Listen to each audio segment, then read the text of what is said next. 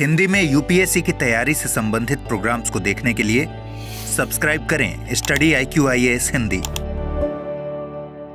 नमस्कार, study IQ IAS Hindi में आप सभी लोगों का बहुत बहुत स्वागत है। मेरा नाम है विरत दुबे।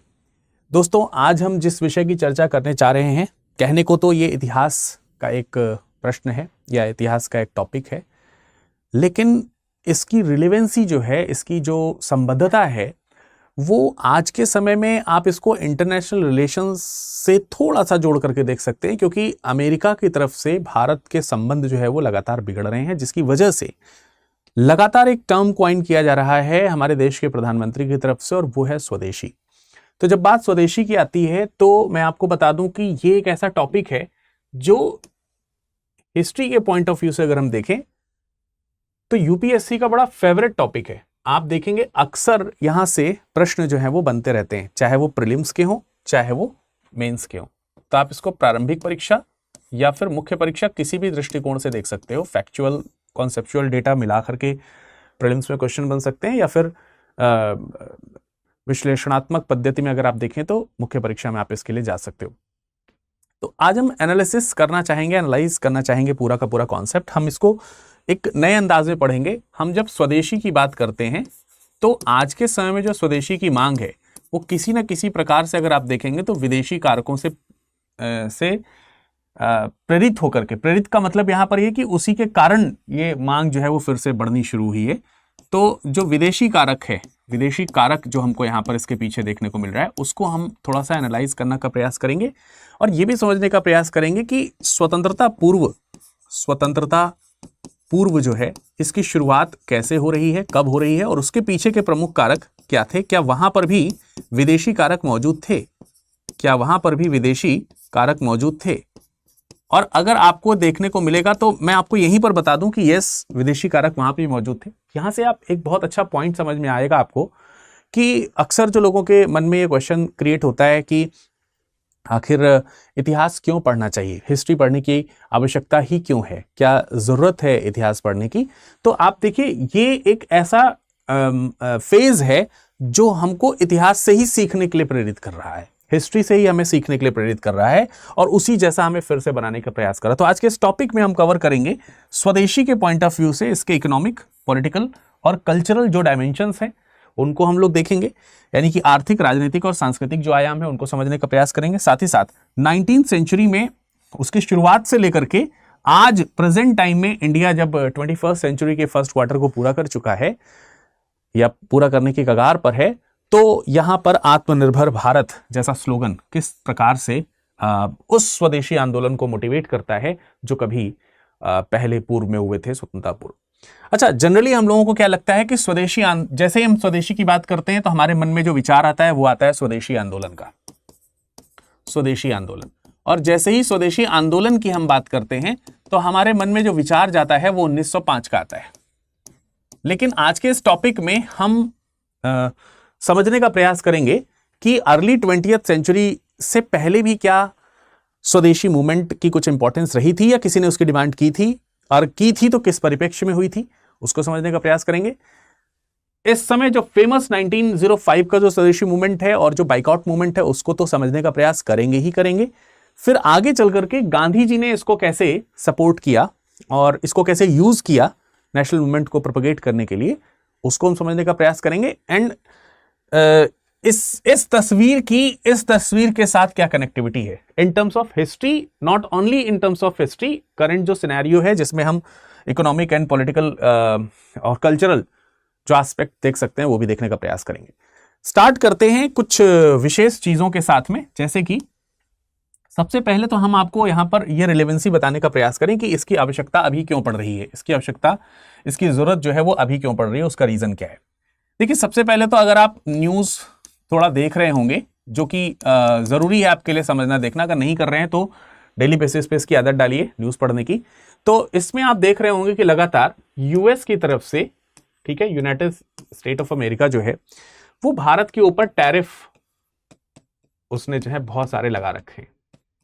टैरिफ्स का इस स्वदेशी मूवमेंट से कोई क्या रिलेशन है, मैं आपको थोड़ा सा यहां पर इंटरलिंक करने का प्रयास करूंगा कि जो ये टैरिफ्स लग रहे हैं इनकी वजह से क्या होगा कि जो भारत है, इनकी वजह से जो भारत का जो निर्यात हुआ करता था, निर्यात जो हुआ करता था किसको, यूएस को, इन टैरिफ्स की वजह से बाधित होगा। ठीक है, इनकी वजह से क्या होगा, बाधित होगा। क्यों बाधित होगा, क्योंकि जब किसी भी देश का वस्तु निर्यात होकर के किसी देश की सीमा में प्रवेश करता है तो वो देश उसके लिए सीमा शुल्क लेता है, किसी ना किसी प्रकार का वहां पर शुल्क लिया जाता है। अब इस शुल्क को अति उच्च दर के साथ अगर लागू कर दिया जाए तो इसी को बोला जाता है टैरिफ। और इसके उद्देश्य ये होते हैं कि भाई हम तुम्हारे प्रोडक्ट को लाने से मना नहीं कर रहे हैं, डायरेक्टली अगर देखा जाए तो हम आपके प्रोडक्ट को हम अपनी सीमा में प्रवेश करने से मना नहीं कर रहे हैं, बशर्ते कि हमने इतना टैरिफ हाई कर दिया है कि अगर तुम पे कर सको तो आओ, तुम्हारा स्वागत है। तो ऐसे में कोई भी कंट्री इतने हाई टैरिफ पर किसी दूसरी कंट्री के ऊपर, किसी दूसरी कंट्री में अपने निर्यात क्यों करेगी? इसका मतलब इनडायरेक्टली कहीं ना कहीं यूएस चाहता है कि भारत के प्रोडक्ट्स जो हैं वो यूएस में ना जाएं, इससे हम इंडिया की इकोनॉमी को चोट पहुंचा सकें। सो ये एक करंट सिनेरियो है और आपको मालूम होगा कि यूएस ने पहले 25% का टैरिफ लगाया था और इसके बाद 25% का और टैरिफ लगाया एज अ पेनाल्टी कि हम रूस से क्रूड ऑयल जो है वो क्यों ले रहे हैं। ठीक है, तो कच्चा तेल जो हम उनसे आयात करते हैं वो चाहते हैं कि हम उनसे आयात ना करें, और इसी के लिए उन्होंने 25% का टैरिफ और लगाया और कुल मिलाकर के 50% का टैरिफ प्रेजेंट टाइम में इंडिया झेल रहा है। इसका परिणाम ये होगा कि भारत से जो निर्यात है वो यूएस की तरफ जो है वो जाना रुक जाएगा। अब यहां से एक कॉन्सेप्ट हम और समझा देते हैं आपको कि भाई निर्यात किस चीज का हो रहा है, निर्यात किस चीज का हो रहा है, वस्तु का या सेवाओं का। ठीक है, वस्तु या क्या है, सेवाएं। आप इन्हें कंबाइंड फॉर्म में उत्पाद कह सकते हैं। कोई भी उत्पाद है, कोई भी प्रोडक्ट है, उस उत्पाद को हम क्या कर रहे हैं, निर्यात कर रहे हैं। अब किन्हीं कारणोंवश, जैसे कि मैंने बताया कि टैरिफ के वजह से हम क्या नहीं कर पा रहे हैं, हमारा जो निर्यात है वो क्या हो रहा है, वो प्रभावित हो रहा है। तो ऐसे में जो उत्पाद है उसका उत्पादन क्या हो जाएगा, इसके उत्पादन पर क्या प्रभाव पड़ेगा, कम हो जाएगा। और अगर उत्पादन कम कर दिया तो डेफिनेटली इसका प्रभाव हमारी इकोनॉमी पे डायरेक्ट पड़ना शुरू हो जाएगा। पर भारत जैसे देश के पास ये जो टैरिफ है इसका जवाब देने के लिए एक रास्ता तो है, हालांकि ये बहुत ज्यादा स्ट्रॉन्ग रास्ता शायद अभी ना नजर आए, लेकिन अगर इसके ऊपर बहुत तेजी से प्रयास किए गए तो शायद एक रास्ता यहां से निकल सकता है। रास्ते और भी हैं, बट कई सारे रास्ते में से एक रास्ता ये भी है। तो जवाब किस तरीके से दिया जा सकता है कि भाई आप जो ये उत्पाद, यानी यूएस जो इन उत्पादों को रोकने का प्रयास कर रहा है टैरिफ के माध्यम से, भारत जैसे देश के पास में एक अपॉर्चुनिटी है, इंडिया जैसे देश के पास में। अगर ये किसी दूसरी कंट्री के साथ किया जाए तो शायद उसको बड़ा लॉस हो सकता है, बट मुझे ऐसा लगता है कि भारत जैसे देश के साथ में इस लॉस का जवाब देने के लिए एक अपॉर्चुनिटी तो है, वो है भारत की जनता। देखिए, जो उत्पाद होता है उस उत्पाद का उत्पादन ही इसीलिए किया जाता है कि उसके उपभोक्ता जो है वो मौजूद हो। अगर उपभोक्ता मौजूद हैं, दुनिया के किसी भी कोने में अगर उपभोक्ता मौजूद है और उन तक अगर आपका उत्पाद पहुंच रहा है तो फिर सप्लाई जो है वो ऑटोमेटिक चलती रहती है और इकोनॉमी जो है वो मूव ऑन होती रहती है। तो अब यहां पर उपभोक्ता जो है वो यूएस के नहीं मिल पाएंगे, लेकिन क्या भारत की जनता कम है? लेट्स से इसको ऐसे समझ सकते हैं कि अगर हम 100 पेन का निर्माण करते थे, इसमें से 60 पेन अगर भारत में यूज हो रहे थे, ठीक है, इसमें से 60 पेन अगर भारत में यूज हो रहे थे और 40 पेन जो है उनका अगर हम निर्यात यूएस में कर रहे थे, तो अब क्या प्रभाव पड़ेगा कि 40 पेन यूएस में नहीं बिकेंगे। तो क्या हमारे पास में इन 40 पेन के कंजम्पशन के लिए भारत में जनता मौजूद है? तो इसका काफी हद तक आंसर मिल सकता है यस, हाँ। तो इसका मतलब क्या हुआ कि हम अपने उत्पाद को अपने यहां हम कंजम्पशन के लेवल पर भी लेकर के आ सकते हैं। अब इसका मतलब यह हुआ कि भारतीयों से एक अपील करनी पड़ेगी, भारतीय जो हैं उनसे एक अपील करनी पड़ेगी कि स्वदेशी अपनाओ। क्या करो? स्वदेशी अपनाओ। तो देखिए, मैंने ये सारी चीजें इसीलिए इंटरकनेक्ट की जिससे कि आपको ये जो रिलेवेंसी है इस पर्टिकुलर टॉपिक के साथ में ये क्लियर हो सके कि क्यों हम स्वदेशी की तरफ आ रहे हैं। और इस समय जो सरकार है वो स्वदेशी की कैंपेनिंग जो है वो क्यों कर रही है। हालांकि जिस टर्म को लेकर के कैंपेनिंग चल रही है वो टर्म अभी ये 2025 में क्वाइन नहीं किया गया है, it has already been generated 2014, 15, 16 के अराउंड, लेकिन अभी इसको दोबारा से बहुत ज़्यादा प्रयोग किया जा रहा है। तो आई होप कि आपको ये जो कनेक्टिविटी है वो कंफर्म हो गई होगी, and that is why we are in this particular topic. ठीक है, इस टॉपिक में हम इसीलिए यहां पर मौजूद हैं।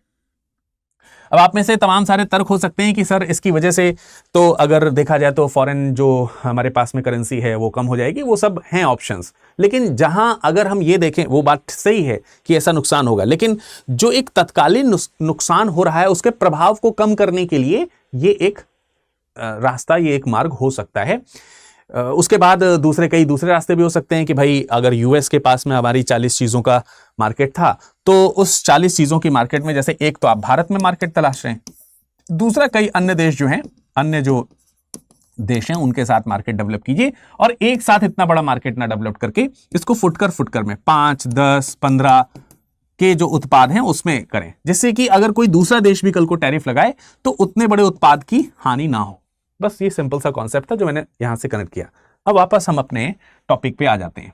ठीक है, अब हम वापस अपने टॉपिक पे आ जाते हैं और टॉपिक हमारा ये है। तो हम समझेंगे 1800 से लेकर के आज तक किस तरीके से स्वदेशी का इतिहास रहा है उसको हम जानने का प्रयास करेंगे। लेकिन उससे पहले एक छोटी सी जानकारी मैं आप लोगों को दे देना चाहता हूं। ये एक बैच प्रतिज्ञा बैच जो है वो शुरू किया गया था। ये मॉर्निंग का बैच था, सुबह का बैच था, इसमें शायद कहीं लिखा भी हो, और नहीं लिखा है तो मैं आपको बता दे रहा हूं, ये सुबह का बैच है। ये मॉर्निंग का बैच था, सुबह 8 बजे का बैच था, जिसमें एडमिशन क्लोज हो गए थे 31 अगस्त तक। लेकिन अभी इसमें अभी इसका एडमिशन जो है एक्सटेंड कर दिया गया है और 3 सितंबर तक, यानी 3 सितंबर तक आप क्या कर सकते हैं, इसमें इस बैच में, मॉर्निंग वाले बैच में अभी भी एनरोलमेंट करा सकते हैं। बहुत ही शानदार बैच है, P2I कोर्स इसमें आपको मिलेगा, यानी कि प्रारंभिक परीक्षा से लेकर के इंटरव्यू तक की सारी चीजें आपको इसमें मिलेंगी। कंप्लीट बैच, मैक्सिमम डिस्काउंट के लिए आपको जो कोड यूज करना है वो विरद लाइव है। किसी का भी फोन आपके पास में आता है डिस्काउंट के लिए या फिर एनरोलमेंट में आपकी किसी सहायता कोई करा रहा है तो उनसे जरूर फोर्स करें कि हमें विरद सर का ही कोड लगाना है और विरद सर से एक बार बात करके ही मैं एडमिशन लूंगा या लूंगी। तो आप जरूर इस चीज को कंफर्म करें, जिसकी वजह से आप हमारे बैच से जुड़ते हैं तो मेरी आपको मेंटरशिप भी यहां पर अवेलेबल हो पाएगी। तो चलिए बढ़ते हैं आगे और समझाने का प्रयास करते हैं कि ये चीजें क्या हैं और समझने का प्रयास करते हैं क्या चीजें क्या है। स्वदेशी की तरफ हम लोग चलेंगे और मीनिंग से इन चीजों को समझने का प्रयास करेंगे। तो हमको समझ में आ रहा है कि आज की जो चर्चा है उसमें स्वदेशी का इतिहास कितना इंपॉर्टेंट है, भारतीय राजनीति में क्या उसकी इंपॉर्टेंस हो सकती है, इन सब चीजों को हम लोग समझने का प्रयास करेंगे।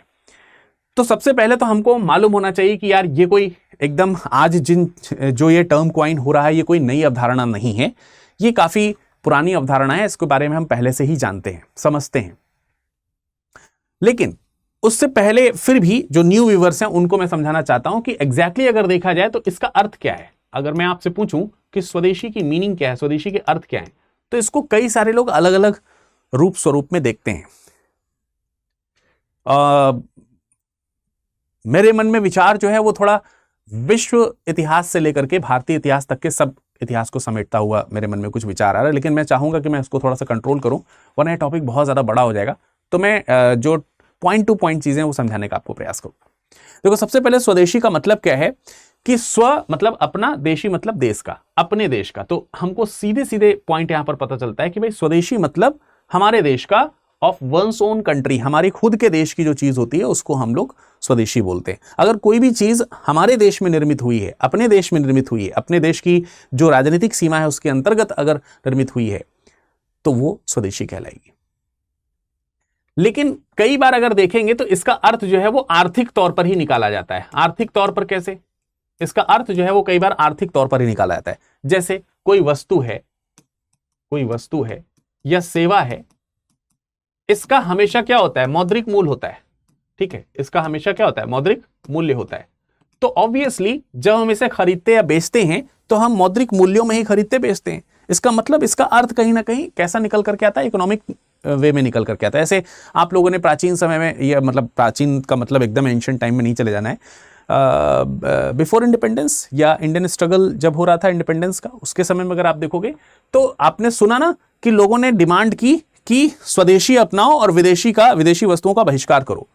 तो आपने उसमें देखा कि लोगों ने वस्त्र जो है, जैसे एक वस्तु है वस्त्र, तो विदेशी वस्त्र जो हैं उनका परित्याग किया और देशी जो वस्त्र हैं, खादी वाले जो वस्त्र हैं, उनको चरखा सूत काट करके और उससे वस्त्र बना करके चीजों को करना शुरू किया।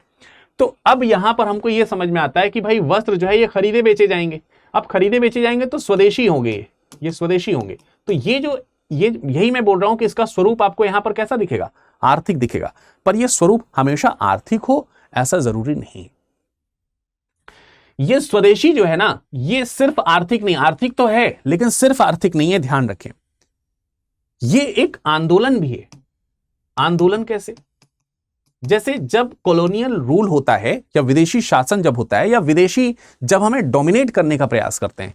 अब ये शब्दों को आप जरूर सुने, मैं मतलब जानबूझ करके कुछ शब्दों का इस्तेमाल कर रहा हूं। जैसे कॉलोनियल एरा की जब मैं बात करता हूं तो आपको अंग्रेजी औपनिवेशिक शासन की याद आती है, लेकिन जब मैं बोल रहा हूं आपसे कि किसी भी विदेशी के द्वारा अगर डोमिनेट करने का एक नेचर क्रिएट होता है, जैसे प्रेजेंट टाइम में यूएस करने का प्रयास करना है इंडिया को, तो दोनों के संदर्भ में अगर आप देखें तो हम इसको आंदोलन या कैंपेन के तौर पर ले सकते हैं। उस समय अंग्रेजों को भगाने के लिए कैंपेन किया गया था। आज के समय में जो प्रेजेंट गवर्नमेंट है, मोदी जी की जो सरकार है, वो इसे अपनाना चाहती है यूएस को बाइकॉट करने के पॉइंट ऑफ व्यू से अगर देखा जाए, something like that, not exactly, not directly, but कुछ उस तरीके से कि यार देखो तुम्हारे ऊपर कोई डिपेंडेंसी नहीं है। अगर तुम चाहो कि तुम हमारा निर्यात तुम्हारे यहां बंद हो जाए और उससे हम भीख का कटोरा लेकर के सड़क पे आ जाएंगे, तो ऐसा नहीं है। इंडिया एक बहुत बड़ा यूथ कंट्री है, 29 ईयर्स जो है एवरेज एज है इंडिया की, और एक बहुत बड़ी जनसंख्या अगर आप देखेंगे तो वो वर्किंग है और युवा है। तो इसमें अमेरिका को, भारत को इस तरीके से डोमिनेट करने की कोई जरूरत नहीं होनी चाहिए। तो ये कैंपेन के तौर पर भी जाना जा सकता है। इसको एक विचारधारा के तौर पर भी अपना सकते हैं।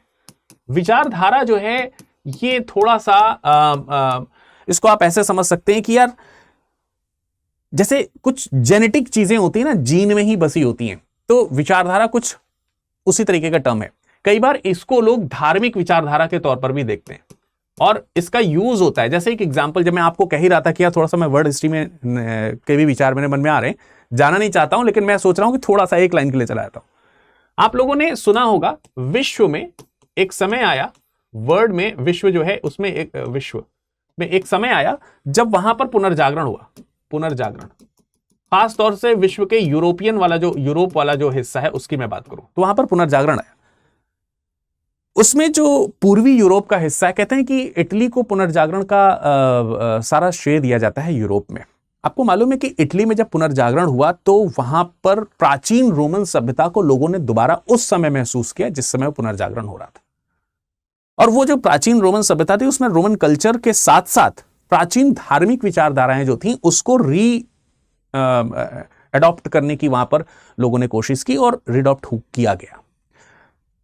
इतना ही नहीं, अगर आप भारत की बात करते हैं तो अर्ली 19th सेंचुरी की अगर हम बात करें, अर्ली 19th सेंचुरी में भारत में रेनेसां आया। तो भारत में रेनेसां भी जब आता है तो वहां पर भी तो इन चीजों को सीखे। जैसे राजा राम मोहन राय क्या कह रहे हैं? राजा राम मोहन राय कह रहे हैं कि आपको अपने एंशिएंट टेक्स्ट पे अगर बिलीव करना है तो बिल्कुल करें, लेकिन उसको लॉजिकल वे में करें, इलॉजिकल वे में ना करें। जैसे कि कुरीतियां जो है वो व्याप्त होती रहती हैं, तो कुरीतियां व्याप्त ना हो। तो बेसिकली वहां पर वेदों को एक्सेप्ट करने से मना नहीं किया जा रहा है, लेकिन उसको रिफॉर्म करने की बात हो रही है। तो अगेन आप आर्य समाज में आते हैं, वहां पर स्लोगन दिया जाता है वेदों की ओर लौटो। ठीक है, वेदों की ओर लौटो। तो इसका मतलब ये कहीं ना कहीं रिलीजियस चीजों से भी जुड़ता है। इसके अलावा आप देखेंगे तमाम प्रकार के रिलीजियस रिफॉर्म्स होने जब शुरू होते हैं 19th सेंचुरी के बीच में, जैसे न सिर्फ हिंदू रिलीजियस रिफॉर्म्स बल्कि इस्लामिक रिलीजियस रिफॉर्म्स भी जब होते हैं, तो आप देखोगे कई सारे ऐसे रिफॉर्मर्स हैं। जैसे सर सैयद अहमद खान भी शुरुआत में यही कहते हैं कि भाई जो हमारा टेक्स्ट है, एंशिएंट टेक्स्ट है, जो इस्लाम की पवित्र कुरान है, उसके अनुसार हम अपने जो रिलीजियस रिफॉर्म्स हैं उसको लेकर के आएं और जो कुप्रथाएं उनको समाप्त करने का प्रयास करें। तो ये अपने आप में क्या हो गई, एक मैंने कहा कि विचारधारा भी है जो धर्म से भी जुड़ती है और दूसरी प्रकार की विचारधाराओं से भी जुड़ती है। एंड अगेन ये जो स्वदेशी टर्म है ये एक और चीज को रिप्रेजेंट करता है, नथिंग बट द आत्मनिर्भर। आत्मनिर्भर क्योंकि आप प्रेजेंट टाइम में देखें या फिर उस समय की बात करें जब कॉलोनियल रूल था, तो आपको मालूम होगा कि ब्रिटिशर्स ने कहा कि भाई जो भारत है, भारत जो उनका कुछ इस तरीके का प्रचार हुआ, वो ये प्रदर्शित करना चाहते थे कि भारत की जो प्राच्य भारत का जो प्राच्य आध्यात्म या विज्ञान या ज्ञान जो है ये एकदम कूड़ा है, बेकार है। कई जगहों पर ये स्लोगन कहते हुए ब्रिटिशर्स नजर आते हैं कि भाई इंडिया के जितने भी ओल्ड एंशिएंट टेक्स्ट्स हैं उनके अंदर कुल मिलाकर के जितना ज्ञान है उतना तो हमारी यूरोपियन किसी भी लाइब्रेरी में चले जाइए उसके एक शेल्फ में मिल जाएगा। तो कितना ज्यादा भद्दा ये विचार है, उसको वो प्रोपेगेट कर रहे हैं। उससे वो साबित क्या करना चाह रहे हैं कि हमारा प्राच्य ज्ञान जो है वो क्या है, बेकार है। वो ये साबित करना चाह रहे हैं। सो रिफॉर्मर्स जब आते हैं, अच्छा इसका सोल्यूशन फिर क्या देते हैं ब्रिटिशर्स? तो पहले जब ब्रिटिशर्स ये साबित करना चाह रहे हैं, ब्रिटिश जब ये साबित करना चाह रहे हैं कि भाई ये बेकार है, ये इतना बेकार है कि आप इसे यूज ही नहीं कर सकते, so what is the option now? तो they are giving the option कि हमारी जो सभ्यता है, हमारी जो सभ्यता है वो श्रेष्ठ है, इसे अपनाओ। तो एक लगातार अगर आप देखोगे तो एक कंटिन्यूअसली अगर आप देखोगे तो एक चेंजेस हमको वहां पर देखने को मिलते हैं कि इसी से धर्म परिवर्तन, इसी से राष्ट्रवाद, मतलब एक यूरोपियन राष्ट्रवाद जो है, वो जो ब्रिटिश राष्ट्रवाद है वो इंडियन के अंदर डालने का प्रयास, जिससे कि वो यूरोपियन स्टाइल में काम कर सके। पूरा का पूरा जिसको हम बोलते हैं कि आमूल परिवर्तन करने का ये यहां पर प्रयास किया गया ब्रिटिशर्स के द्वारा।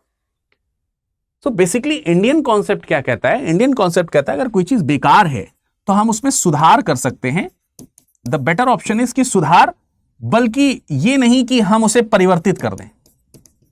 परिवर्तित करना से बेहतर ऑप्शन होगा कि हम उसे क्या कर लें, सुधार। भैया एक किताब है, गंदी हो गई है, तो ऐसा नहीं कि हम उसे यूज ना करें, भाई उसे झाड़ पोंछ लो, फिर से सही कर लो और दोबारा से यूज करो, सिंपल सी बात है। भाई हमारे कपड़े गंदे हो जाते हैं तो उठा करके फेंक थोड़ी देते हैं, नए थोड़ी ले आते हैं, उसे धुलते हैं वॉशिंग मशीन में, हाथ से जैसे भी धुल सकते हैं, और धुल करके बढ़िया से प्रेस करके फिर से पहनते हैं, फिर से वो नए जैसे हो जाते हैं। तो बेसिकली हमारा कॉन्सेप्ट ये है, सुधार वाला।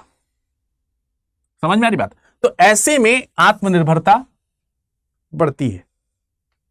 तो आई होप कि आपको ये पॉइंट समझ में आ गया होगा कि भाई ये केवल आर्थिक नीति नहीं है, एक विचारधारा भी है, ये एक आंदोलन के तौर पर भी काम करता है। और पिछले 200 सालों से अगर आप देखेंगे तो इन चीजों की लगातार डिस्कशन हो रहा है। थोड़ा सा आगे बढ़ते हैं और चीजों को समझने का प्रयास करते हैं,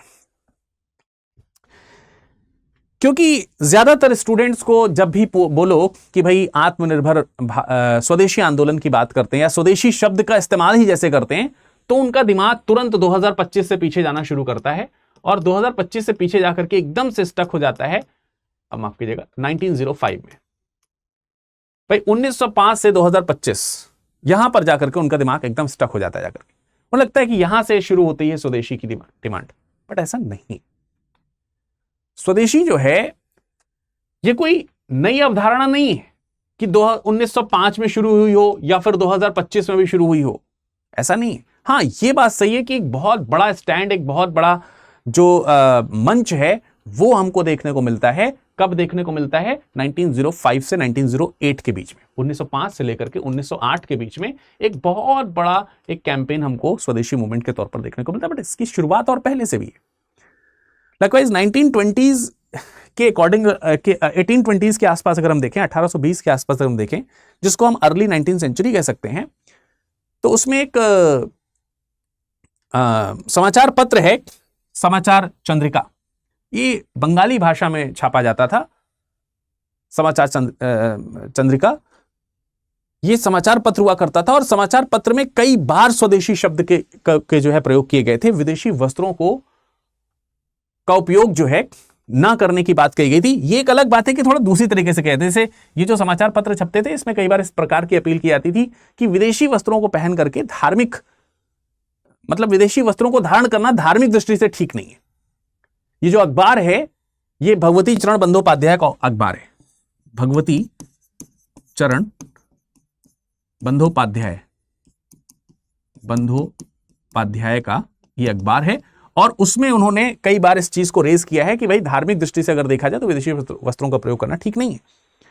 तो इसका मतलब ये जो अखबार है ये विदेशी बाइकॉट की बात कर रहा है, और विदेशी बाइकॉट की अगर बात कर रहा है तो ऑब्वियसली स्वदेशी अपनाने की बात कर रहा है। हालांकि ये जो अखबार है ये काफी मतलब ऐतिहासिक पत्रिका थी, भगवती चरण बंदोपाध्याय ने जो शुरू की थी, कोलकाता से इसको प्रकाशित किया जाता था, तब कलकत्ता कहते थे उसको। राजा राम मोहन राय जो हैं उस समय काफी प्रसिद्ध व्यक्ति हुआ करते थे, एक ग्रेट रिफॉर्मर्स की तरह उनको जानते हैं, लेकिन उनके विचार जो है वो भगवती चरण बंदोपाध्याय से पृथक थे। तो भगवती चरण बंदोपाध्याय जो है बाद में राजा राम मोहन राय के विचारों से जब असहमत हो जाते हैं तो उन्होंने बाद में इस पत्रिका की शुरुआत की थी। बहरहाल मैं आपको ये बताना चाहता हूं कि ये जो पत्रिका है इसमें भी स्वदेशी का प्रयोग आपको देखने को मिलेगा, समाचार चंद्रिका में। क्लियर हो रही बात? तो ये 1822 के आसपास इसकी शुरुआत की गई थी, मतलब हम वही 1820 के दशक की अगर हम बात करें तो 1822 में इसको प्रकाशित किया गया था। इसी तरीके से आप देखें गोपाल हरि देशमुख, मेरे ख्याल से जो भी यूपीएससी में थोड़ी बहुत जिसने भी पढ़ाई की है आप जानते होंगे, इनको लोकहितवादी के नाम से जाना जाता है, इनको लोकहितवादी के नाम से जानते हैं, लोकहितवादी। और ये जो चीजें हम बता रहे हैं देखिए 1905 से पहले की हैं। राजनारायण बोस, इन सब लोगों ने भी स्वदेशी का समर्थन किया। गोपाल हरि देशमुख की अगर हम बात करें तो गोपाल हरि देशमुख जो हैं उनका एक सब टाइटल है लोकहितवादी।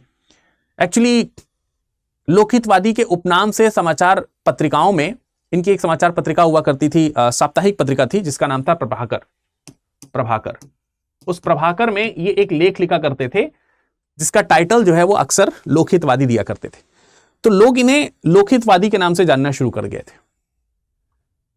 ठीक है, तो ये महाराष्ट्र से बेसिकली था, वहां के बहुत ही फेमस कार्यकर्ता, बहुत ही फेमस समाज सुधारक, बहुत ही फेमस राजनीतिक कार्यकर्ता के तौर पर उनको देखा जाता है। तो अगर आप देखेंगे तो इन लोगों ने भी काफी ज्यादा जो है, अगर आप देखें तो स्वदेशी समर्थन उनके द्वारा भी हमको देखने को मिलता है। और इतना ही नहीं, 1857 की क्रांति की बात कर लीजिए। 1857 की जो क्रांति है जिसको हम लगभग 19वीं शताब्दी का मध्य की एक बहुत बड़ी क्रांति के तौर पर देखते हैं, उसमें भी ब्रिटिश शासन के विरोध के तौर पर सांकेतिक तौर से अगर आप देखेंगे तो कई जगहों पर बुनकर हैं, शिल्पकार हैं और भी दूसरे जो छोटे व्यापारी हैं जो हथकरघा उद्योग से जुड़े हुए हैं, उन सब लोगों ने इस क्रांति की भावना को बढ़ाने के लिए अंग्रेजी शासन के विरोध के स्वरूप स्वदेशी टर्म्स का प्रयोग किया था, स्वदेशी वस्तुओं का प्रयोग करना शुरू किया था।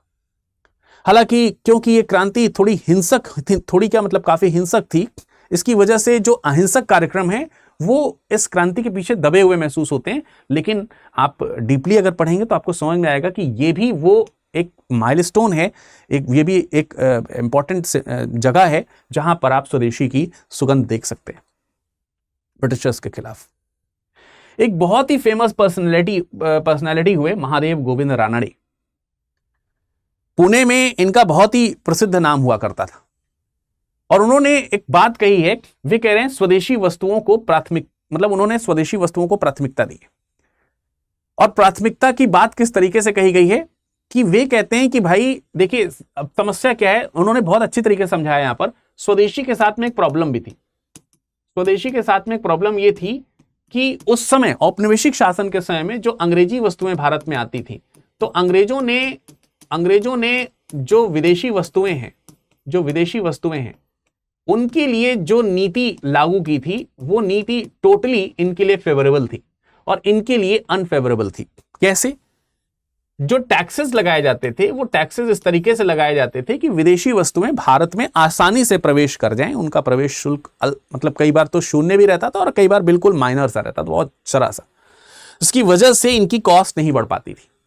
और क्योंकि उस समय भारत में इंडस्ट्रियलाइजेशन एक मास लेवल पर नहीं हुआ था, कोई क्रांति के तौर पर नहीं हुआ था, जबकि ब्रिटिशर्स ने यूरोप में इंडस्ट्रियलाइजेशन पर्याप्त कर लिया था, तो मशीन से जो बनी वस्तुएं लाते थे वो बहुत ही शानदार होती थी। और क्योंकि उनके साथ में हमने टैरिफ्स का, अब देखो ये भी टैरिफ ही है काइंड ऑफ, उस समय भी ये टैरिफ वाला चीजें ही है, तो वहां पर उन्होंने क्या किया, टैक्सेस बहुत कम कर रखे हैं, बिल्कुल शून्य कर रखे हैं। तो भारत में ये सस्ती भी मिल रही है। अगर सस्ती हो और अच्छी भी हो तो कोई भी आम आदमी इसे अपना लेगा। और उस समय नेशनलाइजेशन जो है या नेशनलिज्म जो है वो बहुत तेजी से भारत में बहुत व्यापक स्तर पर नहीं फैला हुआ था। बहुत सारे लोग राष्ट्रवाद से इत्तेफाक नहीं रखते थे, बस भारत को एक भूमि के तौर पर जानते थे, भारत को एक देश के तौर पर नहीं जाना जाता था। So it was quite easy कि यार सस्ती और अच्छी चीजें जो है वो बिक जाती थी। लेकिन रिफॉर्मर्स को ये पता चला कि भाई इस तरीके से तो भारत को शोषित किया जा रहा है। तो उन्होंने, जैसे महादेव गोविंद रानाडे हैं, वो इसी बात की अपील कर रहे हैं। उन्होंने कहा है अपनी बातों में कि भले ही स्वदेशी वस्तुएं महंगी हैं, उनकी क्वालिटी उतनी अच्छी नहीं है जितनी अच्छी इनकी है, लेकिन अगर हमें सरवाइव करना है और इन्हें हटाना है, इन्हें खत्म करना है, तो हमें स्वदेशी वस्तुओं को ही प्राथमिकता देनी चाहिए। स्वदेशी वस्तुओं को। यह 1872 की बात हो रही है, अभी तो हम 20वीं शताब्दी में प्रवेश ही नहीं किए। तो इन सब तर्कों के माध्यम से मैं आपके मन से वो भ्रम निकालना चाहता हूं कि स्वदेशी की शुरुआत अभी हो रही है या फिर 1905 में हुई थी। ऐसा नहीं है, उससे पहले भी हो चुकी।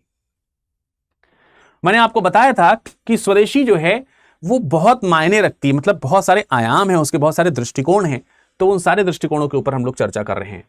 अब जरा देखो यहां पर अगर हम देखें तो जैसे यहां पर ड्रेन ऑफ वेल्थ की बात लेकर के आते हैं, तो ये जो स्वदेशी है इसके थोड़े आर्थिक आयाम जो हैं उसको भी एक बार समझने का प्रयास करें कि इसके आर्थिक आयाम किस तरीके से भारत के लिए बेनिफिशियल हो सकते थे। स्वदेशी आंदोलन का जो आधार है, मैंने आपको बताया आर्थिक भी है, भावनात्मक भी है और हर तरीके का बताया। लेकिन आर्थिक जो टर्म है, आर्थिक जो तर्क हैं वो थोड़े ज्यादा डीप हैं, ज्यादा गहरे हैं, क्योंकि अल्टीमेटली जो है अर्थ जो है वो किसी भी व्यक्ति के जीवन में बहुत इंपॉर्टेंट रोल रखता है। अगर वो एक बड़ा अच्छा स्लोगन है ना, बहुत पुराना स्लोगन है, भूखे भजन ना होए गोपाला। यार पेट ही अगर नहीं भरा होगा तो फिर किसी भी, जैसे मान लेते हैं कि अगर उस समय हम कह रहे हैं कि यार राष्ट्रीय क्रांतियां चल रही हैं, आंदोलन चल रहे हैं, स्वदेशी और मतलब तमाम प्रकार के विदेशी सत्ता के खिलाफ बहुत सारे आंदोलन चल रहे हैं, कैसे करेंगे आप? खाने के लिए 2 जून की रोटी नहीं है, उस रोटी को पाने के लिए एक पाई नहीं है, पैसा नहीं है, राष्ट्रीय आंदोलन की बात कैसे होगी? इसलिए भारत को ब्रिटिशर्स ने जानबूझ करके गरीब बनाया। अब जो भारत के जो कुछ, बहुत ज्यादा तो नहीं लेकिन कुछ ही जो बुर्जुआ वर्ग के लोग हुआ करते थे, जो अपर मिडिल क्लास के लोग थे, जो थोड़े पढ़े लिखे भी थे, जिनके पास अकूत धन संपदा तो नहीं लेकिन ठीक ठाक पैसा था, उन लोगों ने इस चीज पर रिसर्च करना शुरू किया कि आखिर भारत गरीब कैसे है, क्यों है गरीब, और अगर भारत गरीब है तो यूरोप क्यों फल फूल रहा है? अगर भारत गरीब है तो यूरोपियन कंट्रीज यहां कर क्या रही हैं? एक तरफ तो यूरोपियन कह रहे हैं कि ये बहुत गंदा है देश, बहुत पिछड़ा हुआ है, बहुत पुराना है और बेहद गरीब है, अर्थव्यवस्था में टूटा हुआ है। फिर यूरोपियन कंट्रीज यहां पर कर क्या रही? तो ऐसे में ये रिसर्च करना तो बनता है कि आखिर यूरोप कर क्या रहा है हमारे साथ में। जब मैं यूरोप की बात कर रहा हूं तो आप यहां पर अंग्रेज कह सकते हैं, क्योंकि अब अंग्रेज ही यहां पर मोटे तौर पर बचे हुए हैं, बाकी कोई है नहीं। तो दादा भाई नौरोजी जैसे लोगों के स्टेटमेंट्स बहुत इंपॉर्टेंट हो जाते हैं।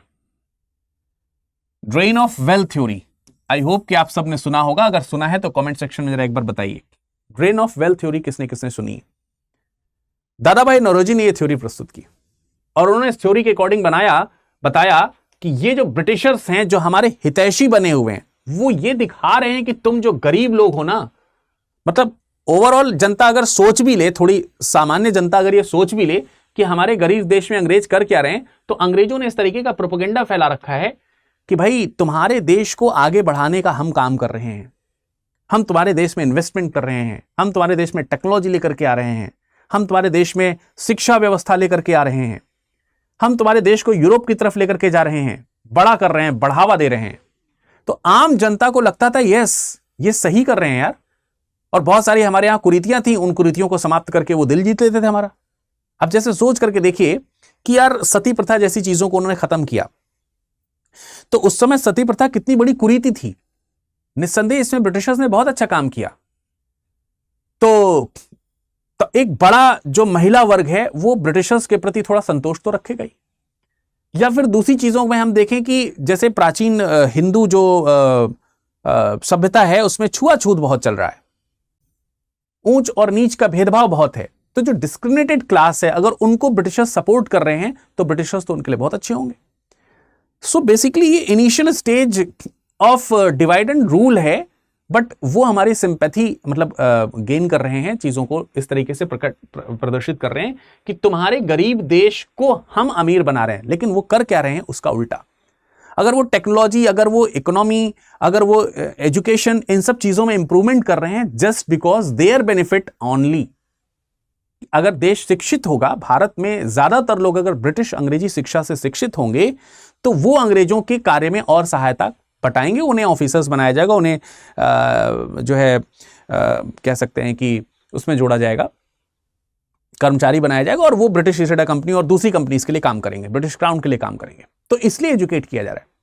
सड़कें इसलिए बनाई जा रही हैं कि ज्यादा से ज्यादा भारत से रॉ मटेरियल जो है उनको उत्पादित करवा करके उन्हें ट्रांसपोर्ट करा करके बंदरगाहों तक भेजा जाए और बंदरगाहों से यूरोप भेजा जा सके, और वहां से प्रोड्यूस जो गुड्स हैं उनको यहां की एक एक मार्केट तक पहुंचाया जा सके। इसलिए उन्होंने सड़कों का निर्माण कर दिया, इसलिए उन्होंने ट्रेन का निर्माण कर दिया कि ज्यादा से ज्यादा और बहुत तेजी से भारत को लूटा जा सके। बट इंडियंस को वो क्या बता रहे हैं कि तुम्हारे गरीब देश में ये सब चीजें हम लेकर के आ रहे हैं। सो बेसिकली जो तुमसे हम टैक्सेस वसूल रहे हैं उसके लिए हम तुमको बहुत सारी चीजें भी, सुविधाएं भी प्रदान कर रहे हैं। अब दादा भाई नौरोजी जैसे लोग जो हैं जब इन सब चीजों को देखते हैं तो वो समझते हैं कि भाई ये तो बहुत बड़ा सा एक मिथ क्रिएट किया गया है कि ब्रिटिशर्स तो भारत के लिए हितकारी हैं, और इस मिथ को ही ब्रेक करने के लिए उन्होंने बताया कि कैसे तुम्हारे टैक्सेस का कितना छोटा सा परसेंट तुम्हारे ऊपर खर्च किया जाता है और कितना बड़ा परसेंट चुपचाप वाइट करके ब्रिटेन को दे दिया जाता है। एक कहावत कही गई कि गंगा के पानी को सोखते में भरकर, वो होता है ना फोम जिसको बोलते हैं, उसमें भरकर टेम्स में निचोड़ा जा रहा है। तो गंगा का पानी यहां से सोखा जा रहा है और वहां पर निचोड़ा जा रहा है। तो उसका मतलब क्या है कि every year 200 to 300 million pounds Britain को भेजे जा रहे हैं, और वो भी तमाम प्रकार के मतलब वाइट मींस का इस्तेमाल करके, कि कल को अगर आरोप लग जाए, कुछ ऐसी चीजें हो जाए तो ऐसा नहीं। जैसे फॉर एग्जांपल कि ब्रिटिश जो है वो क्या कर रहे हैं, जो उनके अधिकारी हैं, लेट्स से किसी काम को करने के लिए इस अधिकारी की सैलरी जो है वो 100 रुपीज होनी चाहिए, तो ये क्या कर रहे हैं, उस अधिकारी को 1000 रुपीज पे कर रहे हैं। तो ये तो भाई सैलरी है, इसमें कोई गलत क्या है? गलत ये है कि 100 रुपए में जो काम हो सकता था वो 1000 रुपए में क्यों कराया जा रहा है? गलत यह है कि भारत में सेना के ऊपर इतना खर्च क्यों किया जा रहा है? सेना तो विदेशी आक्रमण से बचने के लिए होती है, और भारत में जो सेना का प्रयोग किया जाता था वो भारतीयों को कंट्रोल करने के लिए किया जा रहा है। हमारे देश में सेना के ऊपर खर्च करने की क्या जरूरत है? मतलब मैं अपनी सिक्योरिटी के ऊपर क्यों खर्चा करूं कि हमारी सिक्योरिटी हमारे ऊपर निगरानी रखे? हमारी सिक्योरिटी इसलिए कि दूसरे लोग हमारे ऊपर हमला न कर सके। दूसरे तो तुम हो, तुम्हारा ही तो हमला हो रहा है, तो सेना का प्रयोग तो तुम्हारे खिलाफ होना चाहिए। लेकिन सेना पे जानबूझ करके खूब सारा खर्च किया जा रहा है। तो इस तरीके से बहुत सारे पैसे यहां से निकाले जा रहे हैं। भारत में जो कृषि जैसी जो चीज है, भारत में जो कृषि है वो आजीविका का एक माध्यम हुआ करती थी। ये ब्रिटिशर्स हैं जिन्होंने आजीविका से हटा करके, कृषि को आजीविका से हटा करके उसे बना दिया, उसका वाणिज्यीकरण कर दिया। और जब कृषि का वाणिज्यीकरण किया जाना शुरू किया गया तो जानबूझ करके किसानों से मनमर्जी की फसलें उगवाई गई। इसकी वजह से खेत खराब हुए, बहुत सारी जमीनें हड़प ली गई, भारी भारी लगान रखे गए। इन सब से ब्रिटिशर्स को फायदा क्या हुआ कि उन्हें रॉ मटेरियल्स तो मिले ही मिले, बल्कि बड़ी मात्रा में टैक्सेस भी मिले, और वो ये रॉ मटेरियल आसानी से सस्ते में वहां पर बेच देते। तो इस तरीके से तमाम सारे हथकंडे अपना करके ड्रेन ऑफ वेल्थ में बताया गया इस तरीके की चीजें कि किस तरीके से भारत की संपदा को यहां से वहां भेजा गया। बहुत बड़े एक और इकोनॉमिस्ट हुआ करते थे, रोमेश चंद्र दत्त। कहीं रमेश चंद्र दत्त लिखा रहता है, तो बेसिकली बंगाल से, तो वहां पर रोमेश बोला जाता है। उनकी किताब है economic history of India. Bharat की आर्थिक दशा के बारे में इसमें बताया गया 1901 से लेकर के 1903 के बीच में। उन्होंने बताया कि कैसे ब्रिटिश शासन ने पूरे हस्तशिल्प को, जो भारत का हस्तशिल्प उद्योग है, हस्तशिल्प उद्योग को इन्होंने क्या कर दिया, नष्ट कर दिया। पूरा हस्तशिल्प उद्योग नष्ट कर दिया। इन्होंने बताया कि कैसे भारतीय उद्योगों को समाप्त कर दिया गया और इसको करने के लिए तमाम प्रकार की नीतियों का पालन किया गया था, विभिन्न प्रकार की नीतियों का पालन किया गया था। तो जो पारंपरिक उद्योग हैं उनको समाप्त कर दिया गया और इसको लेकर के 2022 में, अगर मैं गलत नहीं हूं तो शायद 2022 के मुख्य परीक्षा में इसको लेकर के क्वेश्चन पूछा गया था, नहीं तो 2023 मतलब अभी रिसेंटली किसी मेंस के एग्जामिनेशन में पूछा गया था। एग्जैक्टली यस 2024 का मेंस एग्जाम में ये क्वेश्चन पूछा गया। इसके साथ वर्ड हिस्ट्री को मिलाया गया और पूछा गया कि बताइए कि भारतीय हस्तशिल्प और उद्योग का विनाश करने में ब्रिटेन की जो औद्योगिक क्रांति है उसका क्या योगदान है। तो बड़ा फेवरेट, उसमें आप ये चीज कोट कर सकते हैं। अब दिक्कत ये थी कि ब्रिटिश जो अपनी बनी निर्मित वस्तुएं हैं वो भारत में कैसे बेचें। उसको बेचने के लिए पहले भारत के जो लोकल व्यवस्था है उसको खत्म करना पड़ेगा, क्योंकि भारत की एक समय ऐसा था, इतिहासकारों ने लिखा कि भारत के जो उत्पाद हैं वो ब्रिटेन में क्या यूरोप में इस तरीके से फैले हुए थे। भारत इतना बड़ा ट्रेड मार्केट था पूरे यूरोप में एक समय में कि लोग कहते हैं कि अंग्रेजों के घरों के वॉशरूम बाथरूम तक भारतीय उत्पाद मौजूद हुआ करते थे, बेडरूम में उनके भारतीय उत्पाद मौजूद हुआ करते थे। मतलब यह हुआ कि खास तौर से वस्त्र उद्योग, इस चीज से ब्रिटिशर्स इतना परेशान है कि भाई हमें दो जगहों से भारत को हटाना पड़ेगा, एक तो यूरोपियन मार्केट से और दूसरा भारत की भी अपनी इतनी बड़ी मार्केट थी। इस चीज को मैं जानबूझ करके बोल रहा हूं। एंड जितने भी हमारे जो व्यूअर्स हैं जो उस समय ब्रिटिशर्स कर रहे थे वो क्योंकि डायरेक्ट भारत में उनका शासन था तो वो आसानी से कर ले रहे थे, बट क्या प्रेजेंट टाइम में यूएस वैसा करने का प्रयास नहीं कर रहा है। अगर आप टैरिफ्स को देखें तो यहां पर प्लानिंग की जा रही है कि इंडियन गुड्स जो हैं वो यूरोपियन मार्केट्स या फिर अमेरिकन मार्केट्स में ना जा पाएं, एंड वे ट्राई कर रहे हैं। बेसिकली ये सब चीजें इसलिए भी इंपोज की गई क्योंकि यूएस जो है वो भारत के साथ में एक बड़ा ट्रेड डील करना चाहता है। यूएस ट्रेड डील क्यों करना चाहता है? यूएस इतना हाई टैरिफ लगा क्यों रहा है? क्योंकि वो सोचता है कि भारत जो है वो डोमिनेट हो जाए और जो अमेरिकन गुड्स हैं उनको भारत में आने का रास्ता मिल सके।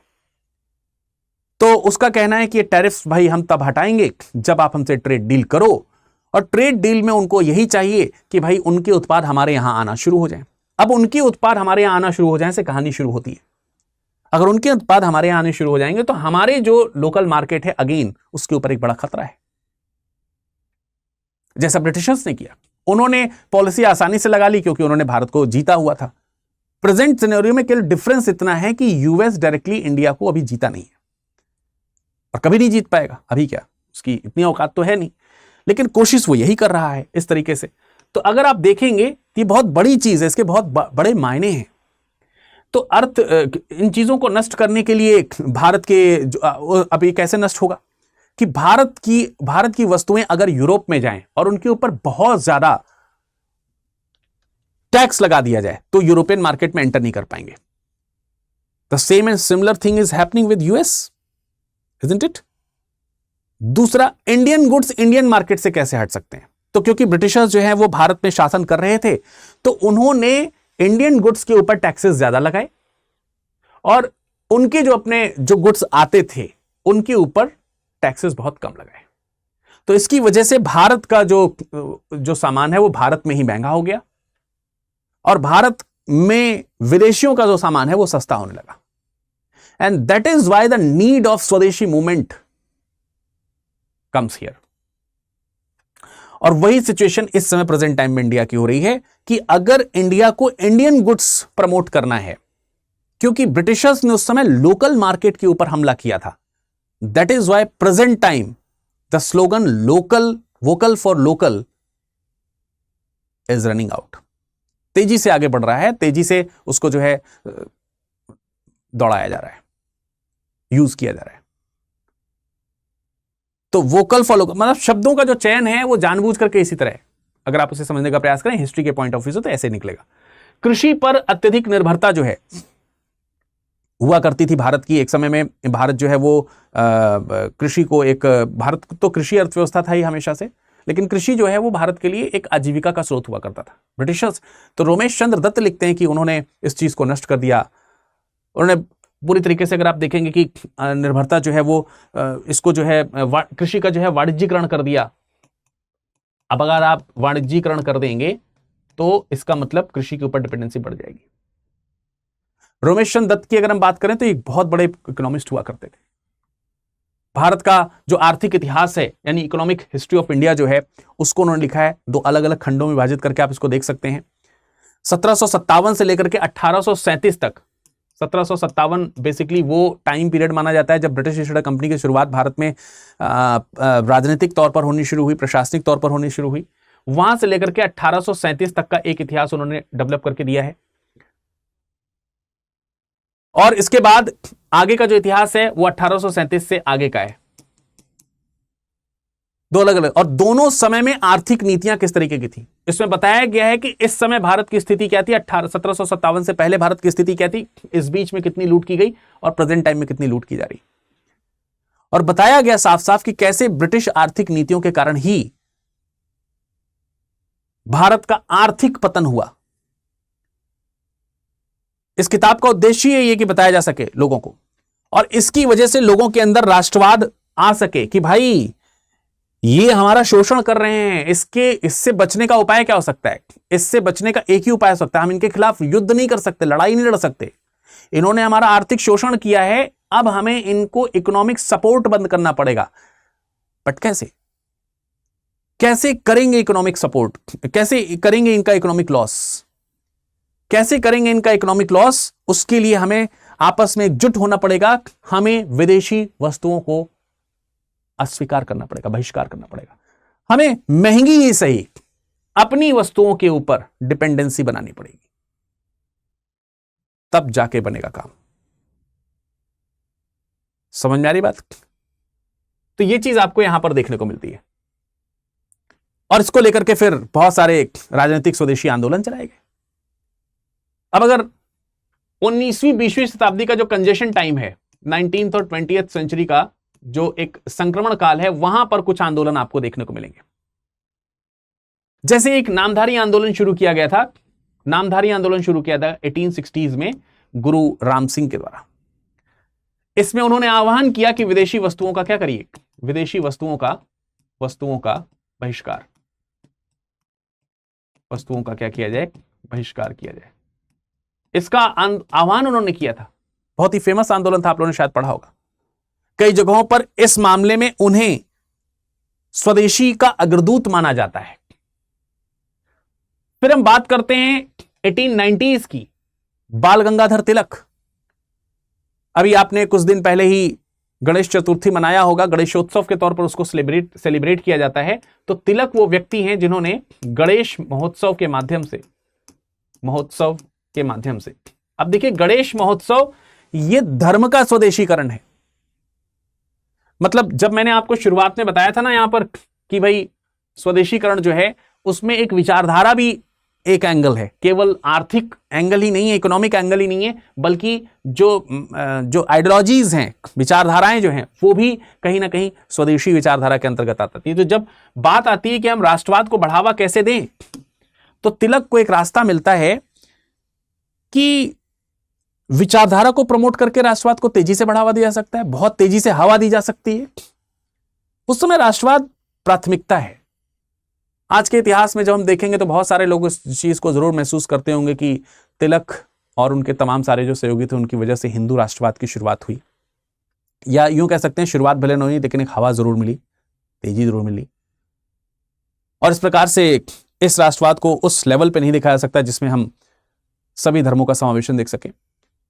बट हमें ध्यान रखना चाहिए कि हर चीज अपने समय के अनुसार अपनी डिमांड को क्रिएट करती है। आज के समय में हम उनकी एक्टिविटीज को थोड़ा सा क्रिटिसाइज कर सकते हैं तो बिल्कुल कर लें, लेकिन ऐसे बहुत सारे उदाहरण मौजूद हैं जिसमें समय के अनुसार जिस चीज से ही राष्ट्रवाद पैदा हो सके उस चीज को करने में कोई गुरेज नहीं थी, बाद में उसके प्रभाव देख लिए जाएंगे, ऐसा सोच करके। जैसे एक बहुत ही फेमस एग्जांपल मैं आपको देता हूं, 1857 की क्रांति के समय फैजाबाद से विद्रोह हुआ। कमेंट सेक्शन में बता सकते हैं कि उस विद्रोह को किसने लीड किया था? फैजाबाद में उस विद्रोह को किसने लीड किया था? 1857 की क्रांति, फैजाबाद, आज के समय में उसे अयोध्या कहते हैं। मौलवी साहब ने वहां पर जिहाद के लिए लोगों को प्रेरित किया। तो क्या हम इसे धार्मिक राष्ट्रवाद से जोड़ लें? बट वही वो टूल था उस समय कि ब्रिटिशर्स के खिलाफ एकदम से प्रतिरोध कैसे पैदा किया जा सकता है, जो उस समय की नीड थी। तो मौलवी अहमदुल्लाह ने वही किया। कुछ उसी तरीके की चीजें यहां पर आपको देखने को मिलती हैं। हम इसको दूसरे एंगल से भी देख सकते हैं, इसमें कोई दो राय नहीं है। वास्तविक बात यह है कि इतिहास को आप किसी भी दृष्टिकोण से देख सकते हैं और आपका अपना दृष्टिकोण हो सकता है वो। खैर, हम बात करेंगे, इन्होंने गणेश महोत्सव, शिवाजी महोत्सव की शुरुआत की। शिवाजी महोत्सव की शुरुआत क्यों की गई थी? क्योंकि यह शुरुआत की गई थी महाराष्ट्र से, और महाराष्ट्र में अगर कोई सबसे बड़ा भगवान है तो वो है छत्रपति शिवाजी महाराज। तो वो भी अपने आप में विचारधारा है, जो कि उनके अपने देश की विचारधारा है, जो कि उनके अपने राष्ट्र की विचारधारा है। तो ये भी अपने आप में स्वदेशी को ही रिप्रेजेंट करता है। तो यहां पर स्वदेशी विचारधारा के तौर पर है, ना कि आर्थिक तौर पर।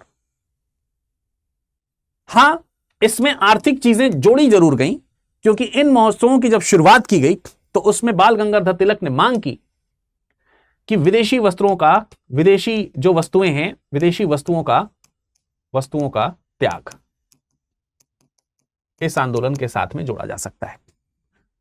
विदेशी बहिष्कार की शुरुआत आपको यहां पर देखने को मिलेगी। एंड एग्जैक्टली अगर आप देखेंगे तो विदेशी बहिष्कार आपको कहां देखने को मिलेगा?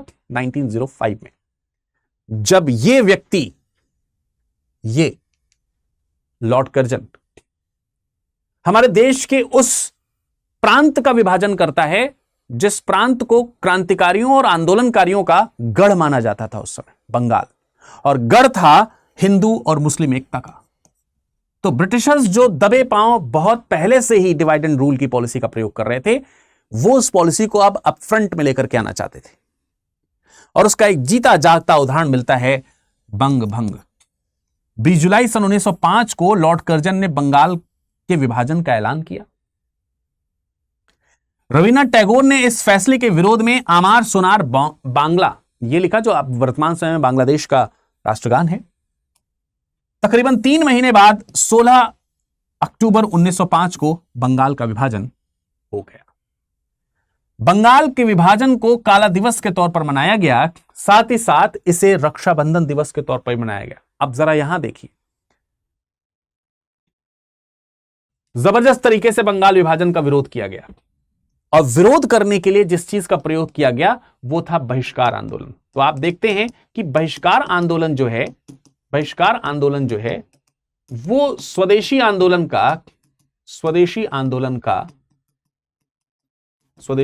जो है उसका पूरक है। एक तरीके से पूरक किस प्रकार से है कि हमें स्वदेशी अपनाना है और बहिष्कार भी करना है। ऐसा नहीं कि हम स्वदेशी अपनाएं और विदेशी है तो है, रहने दो, अपन लोग स्वदेशी अपनाते हैं। जैसे आज के समय में स्वदेशी अपनाने की तो बात की जा रही है, लेकिन किसी भी स्लोगन में आपको यह नहीं दिखाई दे रहा है कि हमें अमेरिकन गुड्स का इस्तेमाल नहीं करना है। जिस चीज को बहुत ज्यादा प्रमोट किया जा रहा है वो ये किया जा रहा है कि हम स्वदेशी का इस्तेमाल करें। लेकिन तब और अब में अंतर यही है कि उस समय स्वदेशी तो अपनाने की बात कही ही गई थी, साथ ही साथ बहिष्कार करने की भी बात कही गई थी। हाँ, मुझे लगता है कि शायद अगर कल को अमेरिका के साथ हमारे रिश्ते थोड़े ज्यादा अगर खराब हो जाते हैं तो इट मे बी कि हम उसका बहिष्कार कर सकते हैं। ऐसे एक समय में चाइना के साथ ऐसे ही हुआ था, जब चाइना ने सैनिकों के साथ, भारत के सैनिकों के साथ झड़प की थी और घुसपैठ करने का जब प्रयास किया था, तो उस समय इंडिया ने तमाम सारे चाइनीज गुड्स को ना प्रयोग करने की सलाह देनी शुरू की थी, जिनमें सबसे पहला अटैक जो है वो किया गया था जो टेक्नोलॉजी थी, तमाम प्रकार के जो सॉफ्टवेयर्स थे, तमाम प्रकार के जो एप्लीकेशंस थे, चाइनीज एप्लीकेशंस, उनके ऊपर बैन लगा दिया गया था, रोक लगा दिया गया। तो उसको हम चाइनीज सर्विसेज का बहिष्कार कह सकते हैं, बाइकआउट कह सकते हैं। तो उसी तरीके से यहां पर एक बहुत बड़ा सा जन आंदोलन शुरू किया गया था। तो अब दो चीजें हुई, जहां एक तरफ स्वदेशी मार्केट बढ़ा और क्योंकि हमने विदेशी वस्तुओं का बहिष्कार कर दिया तो जो विदेशी वस्तुएं उनका जो मार्केट है वो एकदम से ड्रॉप हो गया, and it was approximately 5 to 15 times. पहली बार था जब ब्रिटिशर्स को हमने ब्रिटिशर्स के ही हथियार से मारा था, वो भी ऐसा मारा था कि खून भी नहीं निकला और चोट भी गहरी पहुंची। और जैसे ही ये चीज कारगर साबित हुई, लाल बाल लाजपत राय, चिदम्बरम पिल्लई, चिदम्बरम पिल्लई तो चलो मतलब साउथ की हम बात कर लेते हैं, तो चिदम्बरम पिल्लई जो है उन्होंने मद्रास से इस चीज की शुरुआत की थी, इन्होंने मद्रास से शुरुआत की थी। लाला लाजपत राय की अगर हम बात करें तो ये इन्होंने पंजाब से यही चीज जो है वो प्रोपोगेट किया था। बाल गंगाधर तिलक जो है यही काम महाराष्ट्र से कर रहे थे, और जो विपिन चंद्र पाल हैं उन्होंने यही काम बंगाल से शुरू किया था। तो बंगाल है, महाराष्ट्र है, पंजाब है, मद्रास है, इन सब जगहों पर इस तरीके के बाइकआउट मूवमेंट्स उस समय शुरू किए गए थे। और उसका परिणाम क्या हुआ? उसका परिणाम यह हुआ कि जो भारतीय उद्योग जिनको ब्रिटिशर्स ने नष्ट कर दिया था, वो भारतीय उद्योग जो है वो तेजी से, जैसे सावन के समय में हर जगह दूब और घास उगाती है, उस तरीके से ब्रिटिश शासन में भारतीय उद्योग जो है वो तेजी से बढ़ सके। तो उस समय तेजी से हुआ इंडस्ट्रियलाइजेशन, औद्योगिकरण बहुत तेजी से हुआ। औद्योगिकरण, देशी औद्योगिकरण की हम बात कर रहे हैं, तो बहुत तेजी से औद्योगिकरण हुआ। ऑब्वियसली जब औद्योगिकरण होगा तो बैंकिंग व्यवस्था भी बहुत बढ़ेगी, बहुत सारी बैंक्स एस्टैब्लिश हुई, बहुत सारी कंपनीज जो है उनकी स्थापना की गई, बहुत सारी कंपनीज की एस्टैब्लिशमेंट किया गया। अगर हम बात करते हैं तो कई सारे जो उद्योग धंधे हैं जिनका शुरुआत हमको देखने को मिलेगी। और ऐसा ही नहीं, एजुकेशन के सेक्टर में, शिक्षा, मतलब जहां जहां भी अगर आप देखेंगे विदेशी चीजें मौजूद थी, उन सब चीजों को खत्म करने का प्रयास किया गया। बंगाल में नेशनल कॉलेज स्टैब्लिश कर दिया गया 1906 में। किस चीज के लिए? भारतीय शिक्षा पद्धति को बढ़ावा देने के लिए। प्रोफेसर, उसके प्राचार्य बने थे अरविंदो जी। राष्ट्रीय शिक्षा परिषद 1906 में बना, उसकी स्थापना की गई। बंगाल टेक्निकल इंस्टीट्यूट की एस्टैब्लिशमेंट किया गया। बंगाल केमिकल एंड फार्मास्यूटिकल्स का जो है वो उसको जो है एस्टैब्लिश किया गया। प्रफुल्ल चंद्र रे का नाम इस चीज के लिए आता है, बंगाल की बहुत ही फेमस केमिकल फैक्ट्री रही है, रासायनिक और दवा कंपनी के तौर पर इसको एस्टैब्लिश किया गया था। स्वदेशी स्टीम नेविगेशन कंपनी का एस्टैब्लिशमेंट किया गया, चिदम्बरम पिल्लई ने उसको किया था, यही नाम जो है। बंगाल में लक्ष्मी कॉटन मिल्स का इस्तेमाल किया गया। नेशनल टेनरी का इस्तेमाल जो है एस्टैब्लिश किया गया। स्वदेशी बंधु समिति का जो है वो एस्टैब्लिशमेंट हुआ, अश्विनी कुमार दत्त जी ने उसको एस्टैब्लिश किया।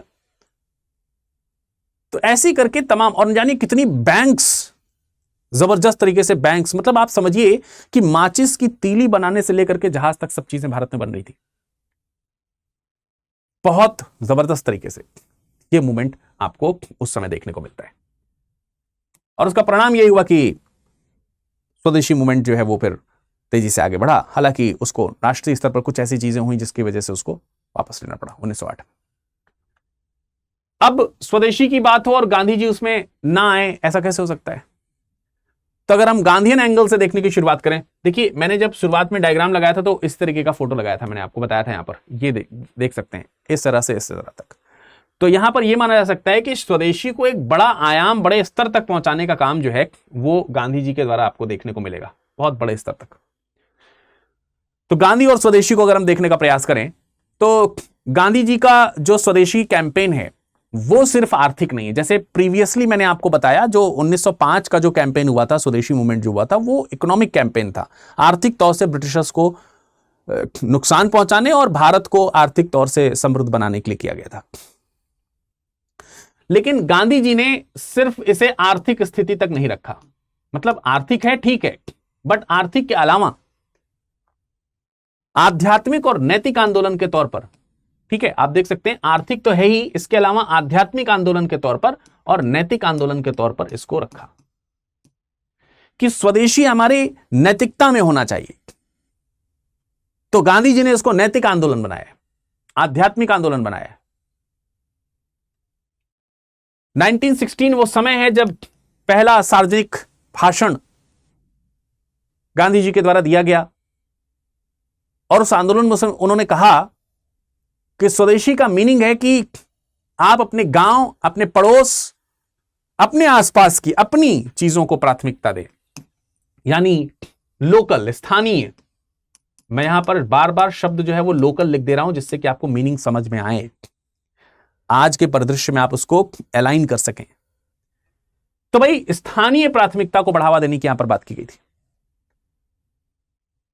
गांधी जी के किसी भी स्वदेशी चीज में अगर आप देखेंगे तो वो उनकी जो शुरुआत होती है वो होती है तृणमूल से।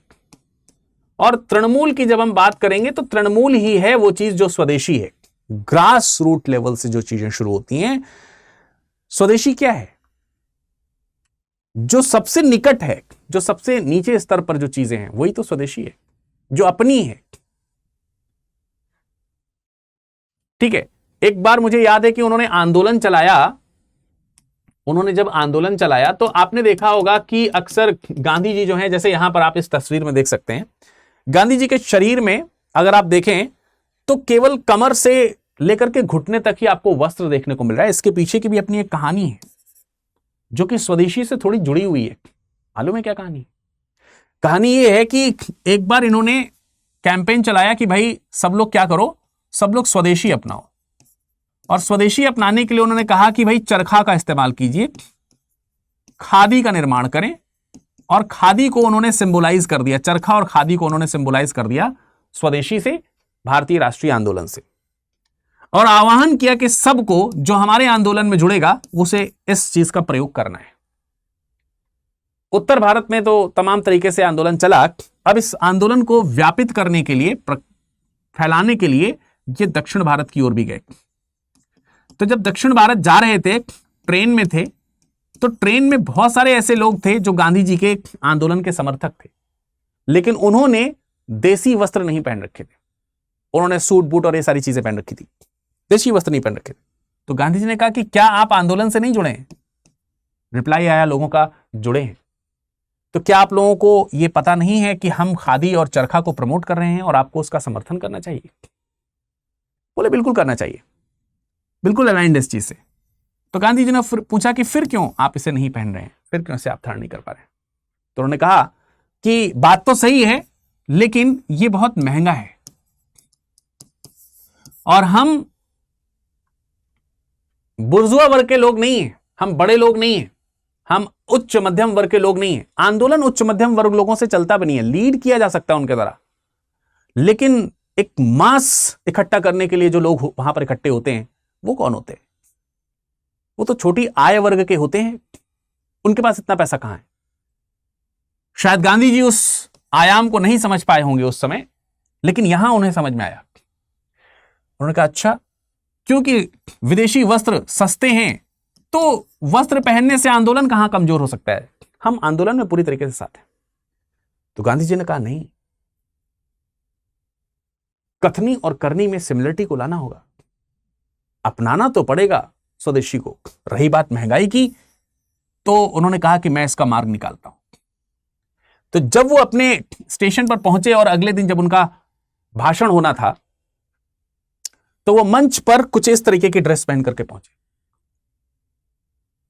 और उससे पहले गांधी जी पहनते थे, मतलब देसी वस्त्र ही पहन रहे हैं, खादी के बने हुए कपड़े, कुर्ता धोती सब पहन रहे हैं, लेकिन पूरा शरीर उससे उनका ढका हुआ है। बाद में उन्होंने कहा कि कम से कम पुरुष वर्ग जो है, तो उन्होंने कहा कि वस्त्र स्वदेशी ही होने चाहिए। जितना अगर महंगा पड़ रहा है तो कम से कम स्वदेशी वस्त्र पहने, लेकिन पहने स्वदेशी। तो खास तौर से पुरुष अगर कमर से लेकर के घुटने तक भी स्वदेशी वस्त्र को धारण कर लेंगे तो काम चल जाएगा, पर यह चीज तो करके दिखानी पड़ेगी। तो उन्होंने इस तरीके का वस्त्र धारण किया और उसके बाद ताउम्र वो इसी चीज में रहे कि खादी महंगी जरूर है लेकिन पहनेंगे खादी। तो ऐसी चीजें मतलब शुरू की गई। आप समझ सकते हैं कि इसके पीछे का मूल क्या है, इसके पीछे का सोल किस तरीके से काम कर रहा है। धर्म में स्वदेशी की अगर हम बात करेंगे तो यहां पर भी बापू को आप याद कर सकते हो। उन्होंने कहा कि हमें अपने पूर्वजों के धर्म का पालन करना चाहिए, और यह चीज पहली बार गांधी जी नहीं कह रहे। मैंने आपको बताया कि जब 19वीं शताब्दी में तमाम प्रकार के धार्मिक सुधार आंदोलन हुए तो वहां पर भी यही चीजें, भाई एक बहुत ही फेमस स्लोगन है, वेदों की ओर लौटो। ये क्या है? वेदों की ओर लौटने का मतलब हमें पूर्वजों की ओर लौटना है। तो गांधी जी का भी आह्वान यही है कि पूर्वजों के धर्म जो बताए गए मार्ग हैं उनकी तरफ लौटिए, लेकिन अगर उसमें कोई कमी है, यह भी उन्होंने जोड़ा कि अगर उसमें कोई कमी, हमें धर्म का वही पालन करना है। यानी कि हमें अपने देश का जो धर्म है, अपने देश का जो विचार है, धर्म बेसिकली एक प्रकार के विचार ही तो होते हैं, और अगर उनमें कोई खामियां हैं तो उनका सुधार करो। उसका परित्याग करना, उनको त्याग देना, यह मार्ग नहीं है। मार्ग है उसे सुधार करना। तो ये एक बहुत बड़ी चीज थी, और इन सब चीजों के लिए उन्होंने चरखा और खादी जो है उसको आत्मनिर्भरता का प्रतीक बना दिया। कनेक्ट करिए आप इस चीज को, कनेक्ट करिए आप इस चीज को। ये दो बड़ी चीजें हैं जो प्रेजेंट टाइम में जो कैंपेन चलाया जा रहा है, आत्मनिर्भर Bharat, vocal for local, make in India, वो यही है। तो गांधी जी ने चरखे को इस चीज का प्रतीक बनाया है। न केवल ये चरखा न केवल कपड़े का उत्पादन कर रहा है, बल्कि इस चीज को रिप्रेजेंट कर रहा है कि ये आत्मनिर्भर है, ये रोजगार का प्रतीक है, ये नैतिक पुनर्जागरण का एक शुरुआत है। तो बेसिकली जो मैंने आपको यहां पर उदाहरण दिया वो भी तो नैतिकता है एक तरीके की। नैतिकता ये कि स्वयं करके दिखा रहे हैं, नैतिकता ये कि मार्ग निकालना है, नैतिकता ये कि अपनी चीजों से जुड़े रहने के लिए हमें क्या करना पड़ सकता है हम वो करें। उनका मानना है, जब मैं तृणमूल की बात करता हूं तो वो यहां से जोड़ी जा सकती, गांव आधारित स्वशासन। स्वराज तो तभी संभव है ना जब हम स्वावलंबी होंगे। अब हम वस्त्र अपने बनाए हुए प्रयोग कर लें, सब कुछ अपने बनाए हुए प्रयोग कर लें, लेकिन न्याय व्यवस्था के लिए हम अंग्रेजी न्याय व्यवस्था पर है, शिक्षा व्यवस्था के लिए हम अंग्रेजी शिक्षा व्यवस्था पर है, प्रशासनिक व्यवस्था के लिए हम अंग्रेजी प्रशासनिक व्यवस्था पर है। तो कैसा स्वावलंबन? ये स्वावलंबन तो सिर्फ वस्त्र तक सीमित रह जाएगा, और सिर्फ आर्थिक। तो उन्होंने कहा हर स्तर पर इसको लेकर के आया जा सकता है।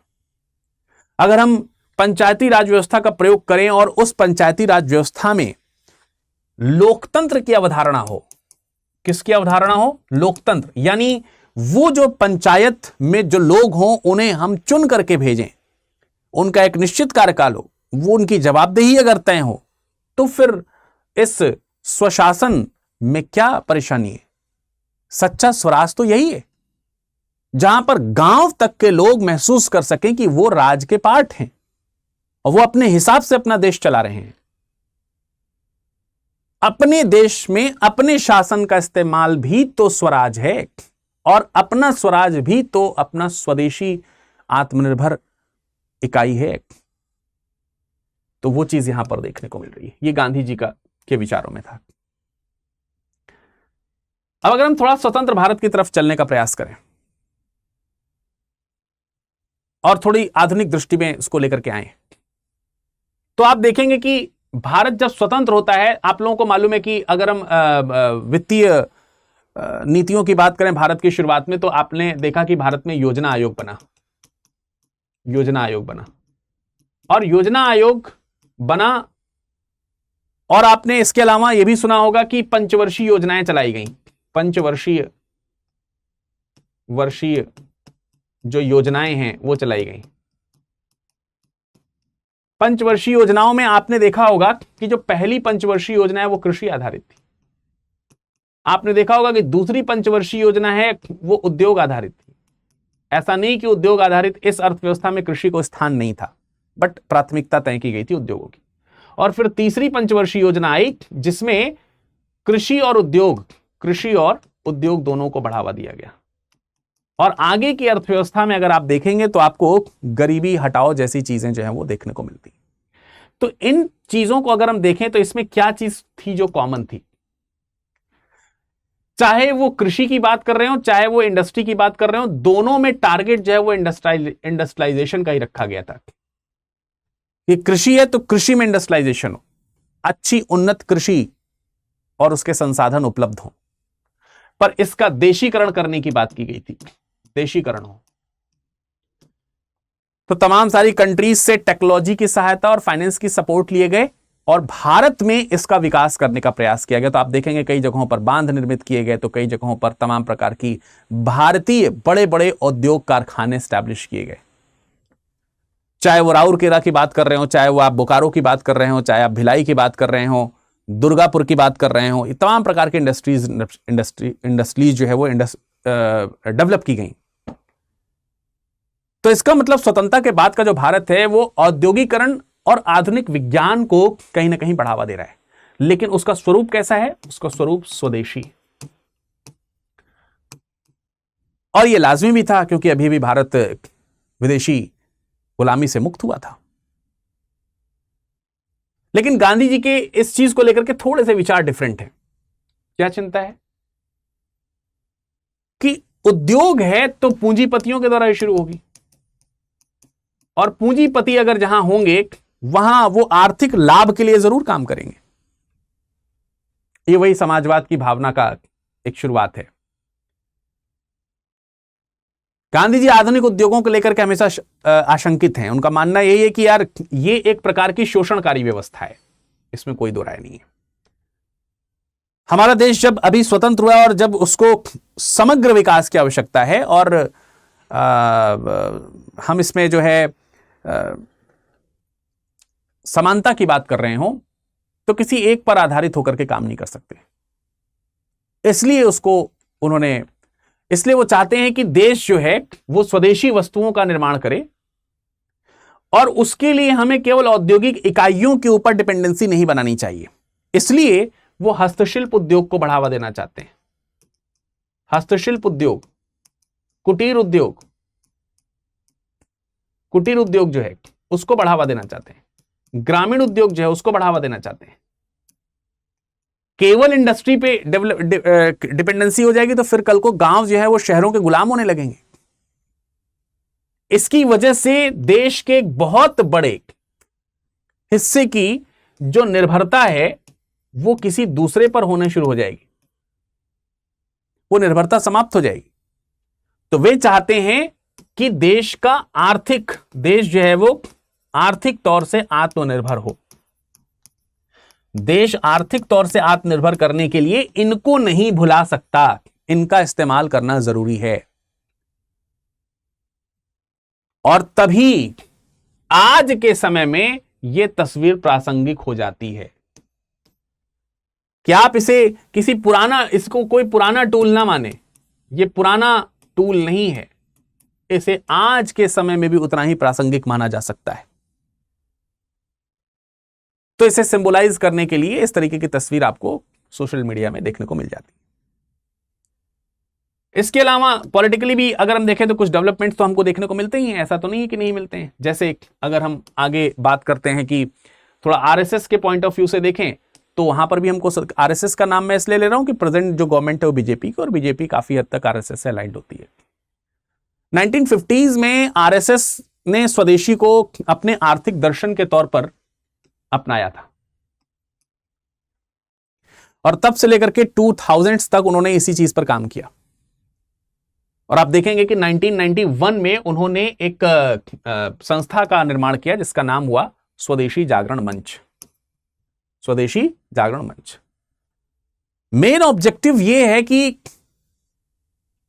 विदेशी पूंजी से निर्मित जो कंपनियां हैं उसकी बजाय स्वदेशी पूंजी का प्रयोग करके स्वदेशी कंपनियों का निर्माण किया जाए। तो विदेशी पूंजी का विरोध यहां पर है, विदेशी कंपनियों का विरोध करने की बात यहां पर की गई थी। लेकिन बाद में जब अगर आप देखेंगे तो दूसरी बीजेपी गवर्नमेंट जब आई थी तो उस समय की तत्कालीन भारतीय आवश्यकताओं को ध्यान में रखते हुए उन्होंने एफडीआई और ग्लोबलाइजेशन जैसी चीजों को बढ़ावा दिया था। और बाद में बीजेपी अपने इसी विचार पर अब प्रेजेंट टाइम में अगर आप देखेंगे तो 2014 के बाद से जब मोदी गवर्नमेंट है तब वो इन चीजों को लेकर के फिर से आ जाते हैं। तो ग्लोबलाइजेशन और एफडीआई के बाद में अब अगर आप देखेंगे तो 2014 से यहां पर फिर से जो बीजेपी की गवर्नमेंट है वो क्या कर रही है, वो मेक इन इंडिया को प्रोपेगेट कर रही है, आत्मनिर्भर भारत को प्रोपेगेट कर रही है। और इनके माध्यम से नए नए कैंपेन्स जो है वो किए जा रहे हैं। और इसका उद्देश्य क्या है? अगेन स्वदेशी उत्पादन को बढ़ावा दिया जाए। स्वदेशी उत्पादन को क्या दिया जाए? बढ़ावा दिया जाए। लेकिन मूल बात यह है कि प्रेजेंट टाइम में स्वदेशी उत्पादन को बढ़ावा देने की बात क्यों है, जबकि इन्हीं की गवर्नमेंट पहले ग्लोबलाइजेशन और एफडीआई की बात करता है? उसका रीजन यह है कि वैश्विक प्रतिस्पर्धा बढ़ गई है। वैश्विक जो प्रतिस्पर्धा है वो बढ़ गई है, और वैश्विक प्रतिस्पर्धा से निपटने का सबसे बेहतरीन तरीका हमारे अपने देश में ही निहित है, क्योंकि सौभाग्य से हमारा देश वो देश है जिसको अगर आप देखें कि भाई वास्तविक रूप में अगर आप सच में देखो तो हमारा देश जो है ना वो एक देश नहीं है, अपने आप में एक सब कॉन्टिनेंट है। वो किसी जोड़े कॉन्टिनेंट की तरह काम करता है। इसके अंदर हर एक स्टेट अपने आप में एक इंडिविजुअल कंट्री की तरह बिहेव करता है। तो भाई हम इंटर स्टेट जो ट्रांजैक्शन है ना उसको ही अंतरराष्ट्रीय ट्रांजैक्शन की तरह महसूस कर सकते हैं। और हमारे यहां इतनी नीड है, हमारे यहां बनाने वाले भी बहुत हैं, यानी कि हमारे यहां उत्पादक भी बहुत हैं और उपभोक्ता भी बहुत हैं। तो उपभोक्ताओं के लिए हमें विदेशी चीजों पर डिपेंडेंसी जो है उसको हम कुछ समय के लिए न्यूट्रलाइज भी कर सकते हैं, और उतने समय में हम दूसरे जो प्लेयर्स हैं उनको खोज सकते हैं। एंड दैट इज वाई जो ये वैश्विक प्रतिस्पर्धा है उसको हम टारगेट कर सकते हैं किस चीज से? स्वदेशी उत्पादन को बढ़ावा देकर के। और इसीलिए प्रेजेंट टाइम में अगर आप देखें तो वोकल फॉर लोकल,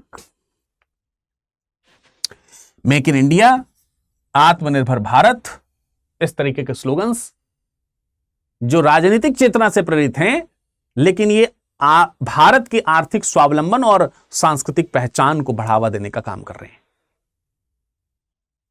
इसीलिए ये इतना ज्यादा जो है वो प्रासंगिक बना हुआ है, जो आपको यहां पर देखने को मिल रहा है कि vocal for local, make in India. So अब इसके मार्ग क्या हो सकते हैं, इसके रास्ते किस तरीके के हो सकते हैं? खास तौर से कुछ ऐसी चीजें हैं जिसमें हम जिसमें बहुत ज्यादा प्रभाव पड़ता है।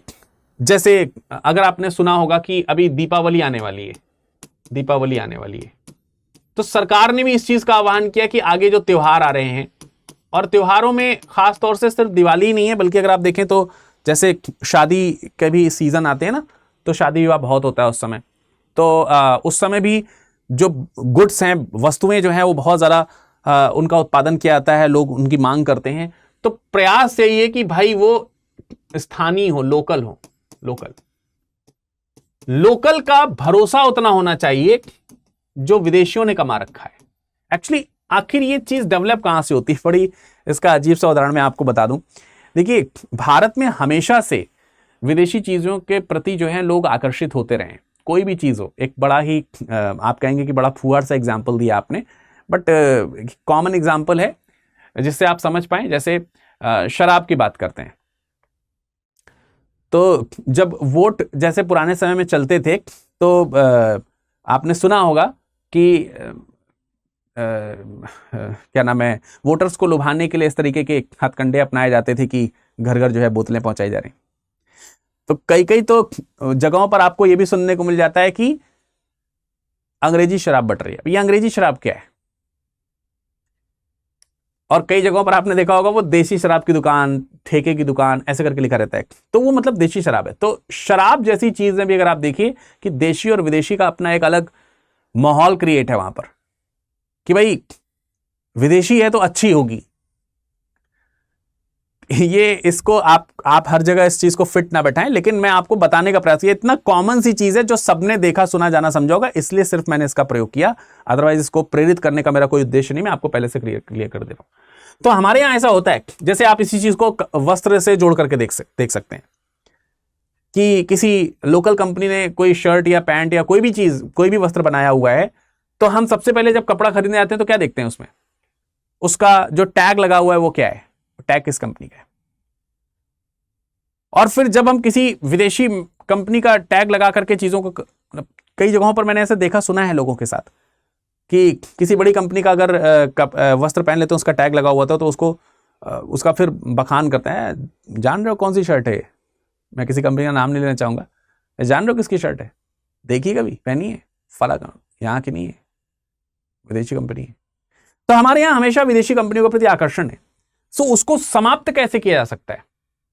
एक्चुअली विदेशी होने के नाते वहां पर एक भरोसा क्रिएटेड है तो वो भरोसा हमें लेकर के आना होगा अपने लोगों के लिए, खुद के लोगों के लिए।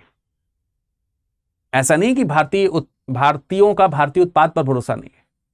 आज भी खादी, अगर आप देखेंगे तो आप महसूस करेंगे कि जो युवा हैं वो अब धीरे धीरे खादी वाली चीजों के ऊपर वापस लौट रहे हैं। तो लोकल फॉर वोकल है और इसको किया जा सकता है अगर बढ़िया तरीके से, इसमें नीतिगत तरीके से और बहुत ही अच्छे जागरूकता अभियान के तरीके से इसका इस्तेमाल किया जाए। तो भारत में ऐसी तमाम सारी, भाई टाटा क्या है? टाटा किसी दूसरे देश की है क्या?